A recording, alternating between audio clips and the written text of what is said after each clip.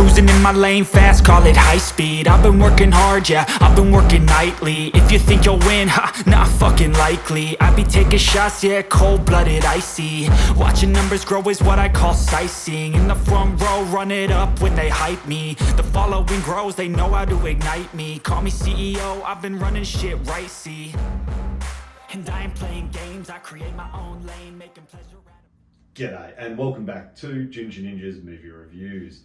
I am the Ginger Ninja and these are my movie reviews. If you're new to my channel, thank you very much for tuning... fucking hell. G'day and welcome back to the channel, Ginger Ninja's Movie Reviews. I am the Ginger Ninja and these are my movie reviews. If you're new to my channel, thank you very much for tuning in, stopping by and checking it out. It truly is appreciated. Week in, week out, I thank you and I can't stop.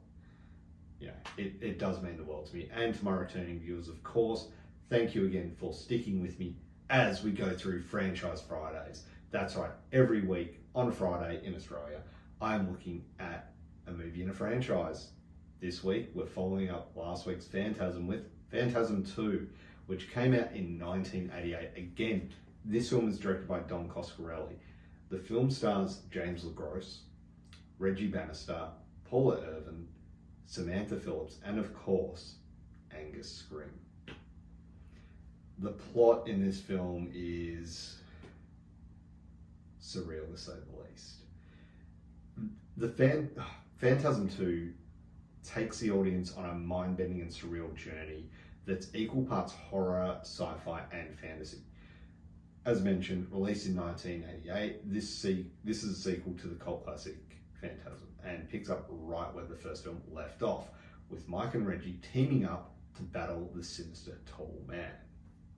Now, there will be spoilers ahead, and there is a bit of a story behind this film, as I mentioned last week. So, this was actually my introduction to the world of Phantasm.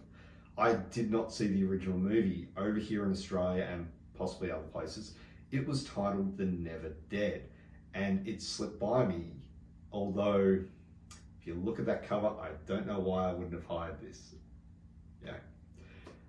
But it wasn't until much later that I found out that this movie was a sequel. Like, obviously with the start of the film, you can kind of get that, that happened, but I didn't piece Phantasm 2 with The Never Dead, and why would I? Like I said, it wasn't until much later that I put them together and went, holy shit, what have I missed? That being said, this film really opened my eyes to a world of horror, which, previous I'd seen slashes. I'd seen, like, one of the first movies that I first watched was Children of the Corn. That was one of the first horror movies I watched, and Creepshow, two very different horror films. This one just blew me away when I first saw it. So let's get into it, Charlie. Now, let's get into the cast. This film is a roller coaster of strange and otherworldly events, with the tallman played menacingly by angusscrimm at the center of it all. His iconic presence just adds a layer of terror that persists throughout the film. Now, probably one of the biggest issues a lot of people had with this film was the additional recasting of Mike, Jameslegros. Now, this was my introduction to the film, so I had no previous knowledge of Mike being played by someone else. That being said, I had no problem with Jameslegros's work in this film. I thought he did a fine job. He brings a blend of vulnerability and determination to the role of Mike. Reggie Bannister continues to be a charismatic presence, injecting humor into the dark narrative. The chemistry between Mike and Reggie remains a highlight, grounding the fantastical elements with a relatable camaraderie. Reggie's one-liners and resourcefulness bring a sense of humanity to the story, creating characters you can root for amid the supernatural chaos. Now, directing and writing. Doncoscarelli directs and writes again, so, we've got that going for this film. The movie itself expands on the sci-fi horror elements introduced in the original, exploring the concept of parallel dimensions, alien invasions, the manipulation of human bodies by the enigmatic tallman. However, the plot maintains a sense of ambiguity, adding to the film's mystique, although it may leave some viewers craving a more concrete explanation. And look, remember that when it comes to Oblivion and Ravager, all right? Remember that. You asked for it. I actually like the mystique of the tallman. I don't want to know, any more about him. I like that he's just a mysterious figure, but that's for another episode down the track.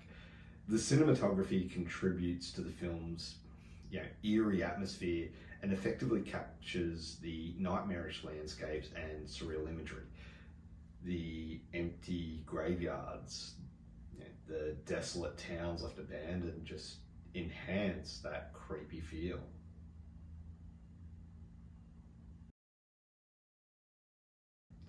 The effects.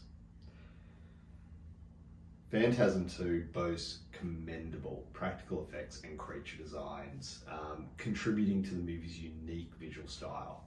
The iconic silver spheres are employed as deadly weapons by the tallman are practically memorable.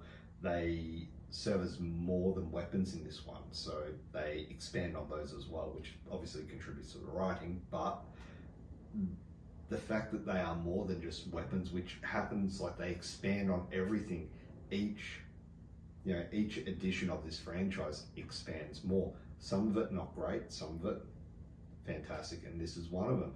The fact that the spheres are more than just a weapon. Yeah, I really enjoyed that part, but yeah.